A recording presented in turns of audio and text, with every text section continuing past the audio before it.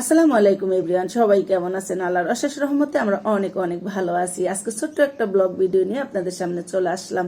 আজকে আমার কিছু কথা শেয়ার করব। আমার বলতে আমরা মেয়েরা যে অসুবিধাগুলো নিয়ে জীবনযাপন করি, যেমন স্বাধীনতা বলি, আর আমরা তো অনেকই বলে থাকি ছেলে মেয়ে সমান অধিকার। আসলে কি সমান অধিকার আছে? আমি এটা আসলে জানি না। সবাই তো বলে সমান অধিকার, আমি তো কখনোই এটা দেখি নাই যে সমান অধিকার। কারণ সবসময় একটা ডিফারেন্স থেকেই যায় ছেলে মেয়ের মধ্যে, তাই না? যেমন আমি একজন মা, আমি একজন ওয়াইফ, আমি আমিও একজনের সন্তান, আমারও ভাই বোন আছে, আমারও আত্মীয় স্বজন আছে, সবার ক্ষেত্রেই বলতেছি। যেমন একটা ছেলে মানুষ মন যখন যেখানে যেতে চায় সে কিন্তু হুট করে সেখানে চলে যেতে পারে। আমরা কি সেটা পারি? কখনোই পারি না। কারণ আমার মন চাইলে আমি এক জায়গায় যেতে পারি না। আমার মন চাইলে আমি হয়তো যেখানে মন চাচ্ছে যে আমি একটু ঘুরে আসি বা একটু যাই, হয়তো ভালো লাগবে, সেটাও কিন্তু হয় সন্তানের সাথে নিতে হবে। আর সন্তান বড় হলে তার পারমিশন লাগবে, স্বামীর পারমিশন লাগবে, বিয়ের আগে বাবার পারমিশন লাগছে, বা যাদের বড় ভাই আছে তাদের বড় ভাইদের পারমিশন লাগছে। সবকিছু মিলে কিন্তু আমাদের একটা জীবন, তাই না?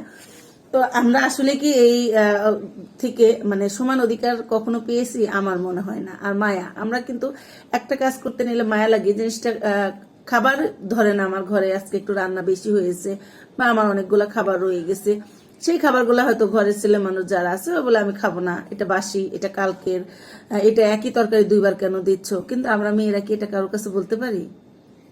আমরা গরম রান্না করে তাদের দেই, আর সেই বাসিটাই কিন্তু আমরা খাই। হ্যাঁ, অনেকেই আছেন ফেলে দেন, যেমন আমার জিনিসটা ফেলে দিতে মায়া লাগে। কারণ এত কষ্ট করে রান্না করেছি, এত কষ্ট করে ইনকাম করে, আর সেই রান্না করা জিনিসটা ফেলে দিব, এটা একদমই মানে খারাপ লাগে আমার। তো কোনো জিনিস নষ্ট হলে সেটার জন্য সারাদিন মনটা খারাপ থাকে।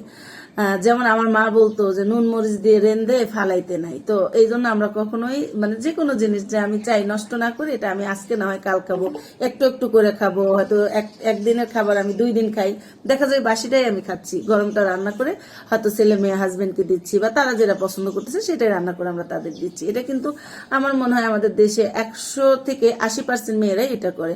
হয়তো 40% যারা জব করে বা যারা নিজের মতো করে মানে বাঁচতে পারে, নিজের মতো করে চলতে পারে, আছে না, সবাই তো আর একই রকম না।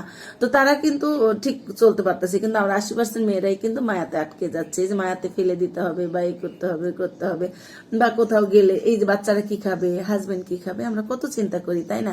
আমাদের হাজবেন্ডরা তো যখন মন চাচ্ছে তখনই তো কোথাও যাচ্ছে, যেমন জব করতো, বিভিন্ন জায়গায় চলে যেত, যখন অর্ডার আসতো তখনই চলে যেত। হ্যাঁ, চাকরির ক্ষেত্রে যেতে হয়, কিন্তু আমাদের তো কোনো চাকরি নাই, আমি হাউস ওয়াইফ, সেই জন্য কি আমার কোনো স্বাধীনতা নাই? আমার কি কোথাও যেতে ইচ্ছা করে না? আমার কি ঘুরতে ইচ্ছা করে না? আমার কি মন চায় না কোথাও যাই? কিন্তু আসলে কি আমরা চাইলেই যাইতে পারি? পারি না। হ্যাঁ, যদি আমি ইনকাম করতাম তাহলে হয়তো বা আমি আমার মতো করে কিছুটা হলে জীবনযাপন করতে পারতাম। তো আমরা আসলে মায়ার বাঁধনে আটকা পড়ে গেছি।